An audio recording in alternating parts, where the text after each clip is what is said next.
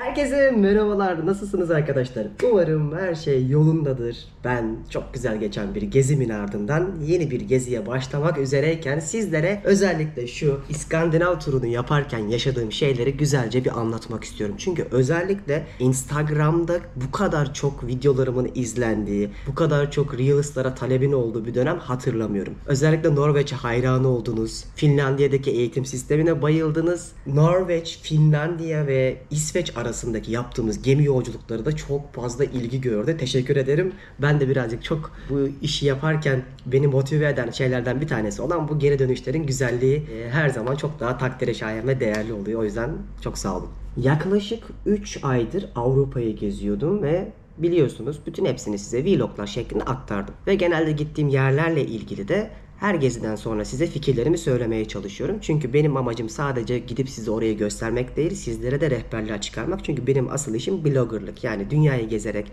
web sitem olan birhayalimpeşine.com'da gezi yazıları yazıp bunları aktarmakta. Zamanla bu YouTube'a evrildi pek tabii ki. O yüzden bu videoyu birazcık sizlere bu coğrafyayı gezerken nasıl bir plan yapabilirsiniz? Bunlardan bahsederek ilerletmek istiyorum. Ben bu geziyi Avrupa Rüyası ile yaptım. Gökhanlar sağ olsun çok güzel bir şekilde planları yaptılar. Beni de davet ettiler. Daha önceden de hep böyle kontak halindeydik ama hiç onlarla beraber bir geziye katılmamıştım. Baştan söyleyeyim. Muhteşem bir şekilde bütün sistemi oturtmuşlar. Gökhan zaten bizzat kendi de tura katıldı mesela. Polonya'dan geziye başladık. Polonya, Litvanya, Letonya, Estonya, Finlandiya, İsveç, Norveç, Danimarka'yı gezdik. Bu rotaların içerisinde hepsinin çok farklı tatları var ve 11 gün boyunca bu farklı tatlardaki ülkeleri gördüğünde insan şunu hissediyor. Gerçekten bu kadar yakın birbirine ülkeler olmasına ve hepsi Avrupa Birliği'nde olmasına rağmen hepsinin gerçek anlamda doğal, tarihi, kültürel olarak bambaşka güzellikleri var. Biz bu gezide Polonya'dan başladık ve yaklaşık 11 gün boyunca çok güzel bir rotayı yaparak bitirdik. Benim bu gezide dikkatimi çeken şeylerden bir tanesi Avrupa Rüyası'ndaki bütün arkadaşlar sağ olsun çok güzel otellerde konaklattılar. Yani bu yaptığımız yolculuğun içerisindeki en çok beğendiğim şey özellikle Norveç'teki otellerde bir de gemi turları olağanüstüydü.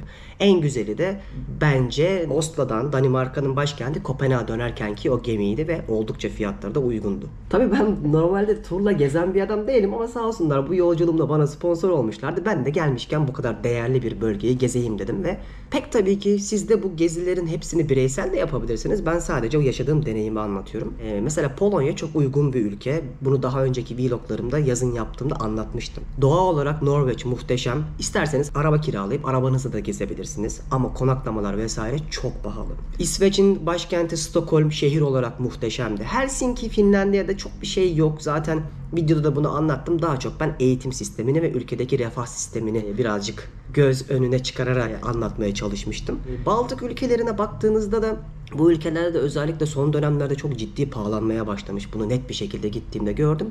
Zaten bu Estonya, Letonya, Litvanya'da öyle aşırı güzel böyle beklentilerinizi yükseltecek bir şey de yok. Burayı da pek tabii ki otobüsle, arabanızla ya da turla da gezebilirsiniz. Fark etmez. Ama görme anlamında böyle güzel sizi tatmin etmeyebilir. Benim şahsi düşüncem bu. Bu ülkelerde daha çok özellikle son yıllardaki dijital göçebeler ve dijital şirket kurmak isteyenler için biçilmiş kaftan. Bunu özellikle Estonya videomda anlatmıştım. Online olarak direkt şirket kurabiliyorsunuz bu ülkelerde ve size vergi numarası veriyorlar ve akabinde de bu ülkede iş yapabiliyorsunuz. Yani bunları da bu ülkelerin birazcık avantajları diye söyleyebilirim. Ve bu gezilerde benim dikkatimi çeken bir şey var.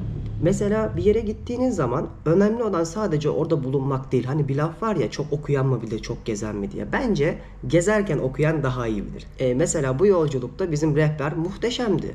Melih abi yani her şey hakim. Avrupa kıtasına hakim olduğu için bir şeyleri anlatırken parçaları çok güzel birleştiriyordu mesela ve ben ondan çok şey öğrendim. Mesela düşünün Polonya'ya gidiyorsunuz Varşova, akabinde Vilnius, Riga, Helsinki, Stockholm, Malmö, Oslo, Turku, Kopenhag yani bu şehirlerin hepsini görüp bu şehirlerle ilgili hızlıca bilgi almak pek tabii ki insanı bir şoka sokabiliyor. Zaten böyle gezilerde insan şeyi daha net hissediyor biliyor musunuz? Amaç hemen o ülkeyi tanımak, anlamak değil. Hızlı bir şekilde görüp akabinde belki birkaç ay sonra, birkaç yıl sonra kendiniz hangisini beğendiyseniz buraya daha böyle zaman ayırarak gelmek için bir ön gezi gibi düşünebilirsiniz. Mesela ben şeye hayran oldum. Norveç'teki o hani İsviçre'nin şelaleli hali diyorum ya. Yani o doğa, o şelaleler, o köyler, o göller inanılmaz insanı böyle hani masal diyarında gibi hissettiriyor ve mesela ben Norveç'e 2 kez gitmiştim zaten. Şimdi bir daha gidecek olsam çok daha uzun kalırım. Birkaç arkadaşım da giderim. Araba kiralayıp uzun uzun gezerim mesela. Ya da Finlandiya'da Helsinki'ye gitmem de trenle ülkenin en kuzeyine giderim mesela. O yüzden bu gezilerde işte insan birazcık bunu öğreniyor ve benim mesela gittiğim bu kadar çok ülke içerisinde size de verebileceğim en doğru şey bu yönlendirmeler aslında. Bizim dünyada ne kadar çok şey görmemiz ya da ne kadar farklı yerlere gitmemiz aslında size de kapsamlı rehberler çıkartmamıza yardımcı oluyor ve bu sayede siz de buna göre tatil planı yapabiliyorsunuz mesela. O yüzden şimdi yeni bir geziye çıkmayı planlıyorum. Dünya turumun 3. ayağı olan Asya'ya yine gitmeyi planlıyorum ve çok daha uzun kalıp çok daha kapsamlı kalmak. Daha önceden gittiğim, çok beğendiğim ama zamanımın az olduğu yerlerde uzun uzun yayarak gitmek istiyorum. Bunlar da işte farklı yerleri ve coğrafyaları gördükçe size bunu rehbermişiz gibi aktarmak beni çok mutlu ediyor. Çünkü benim olayım daha çok videonun başında da söylediğim gibi gittim bunu yaşadım vesaire değil. Daha böyle sizlere de rehber olabilecek ülkeleri ve şehirleri kıyaslayıp buna göre planlar çıkarabileceğiniz, bununla beraber bütçesel anlamda da 3 aşağı 5 yukarı bir seyahate çıkmadan bir ön bilgi edinebileceğiniz içerikler üretmek. Ve bu dünya turumun 2. ayağı olan Avrupa'da mesela benim bu sene gördüğüm bir detay var. Birçok yer pahalanmış ama Türkiye'de de çok her şey pahalanmış. Ben 2 sene önce mesela Latin Amerika ve Orta Amerika'yı dünya turuna gittiğimden sonraki o dönüşümde yaşadığım fiyat farkları, otellerin pahalılığı, yeme içme, işte eğlence vesaire. Yani neredeyse Avrupa'da daha az harcadığınızın yerlerin olduğunu size net bir şekilde söyleyebilirim. Tabii ki bunun içerisinde Norveç'i koyamam, İsveç'i koyamam. Buralar zaten hep pahalı yerlerde ama Polonya olsun, İspanya olsun, İtalya olsun, Yunanistan olsun bence hala çok daha Türkiye ile kıyasladığımızda hem yeni bir ülke görmek için hem de fiyat ve alım gücü anlamında bu sene gitmemişseniz böyle gelecek sene gitmenizi önereceğim yerler olur. Videonun başında Avrupa Rüyası'nın ben sadece hani İskandinav bölgesinde anlattım ama web sitelerinden de bakarsınız. Eğer böyle hani farklı turlarına gitmek isterseniz Avrupa'nın ve dünyanın farklı birçok ülkesine farklı tur programları yapıyorlar zaten. Gökhanlara da ulaşırsınız. Onlar size zaten ellerinden gelen yardımı yaparlar. Çok güzel arkadaşlığımız da var onlarla. O yüzden çok severek, gönül rahatlığıyla size de önerebileceğim güzel bir ekip bu Avrupa Rüyası ve İskandinav gezisine katıldım ama belki siz daha farklı destinasyonlarda göz atarsınız. Açıklamaya zaten her şeyi bırakacağım yine. Oradan bir incelersiniz. Belki birkaç tane turda da denk de geliriz inşallah. Bir de mesela bu gezilerde insan şeyi de öğreniyor. Gittiğiniz yerlerde birçok şey böyle spontane geliştiğinde ve hiç beklemediğiniz şeyler gördüğünüzde gününüz çok daha güzel geçiyor. Mesela şeyi hiç unutmuyorum. Finlandiya'dan Helsinki'den Stockholm'a giderken bir gemi vardı böyle akşamüstü. O kadar güzeldi ki böyle ya dedim buraya ne ara geldik yani nasıl bir yer burası deyip böyle hayallere dalıyorsunuz. Herhalde bakın fark ettiyseniz 2 noktayı çok beğenmişim. Bir tanesi bu gemi yolculukları bir de Norveç'in doğası yani hep aklıma onlar geliyor niyeyse. Mesela Kopenhag'a gidin demedim. Ya da işte Oslo'yu böyle uzun uzun övmedim. Bazı aklımda kalan böyle seyahatte böyle küçük noktalar olur. Benim de mesela bu gezideki en beğendiğim şeyler bunlar oldu. Şimdi ise bir sonraki bölümde sizleri dünyanın çok uzak bir yerine götüreceğim. Uzun soluklu bir geziye çıkıyorum. Heyecanlı bir geziye çıkıyorum. Instagram'da takip edenler zaten biliyorlardır muhtemelen de. YouTube'da tabii video yapmak daha zor ve zaman alıyor.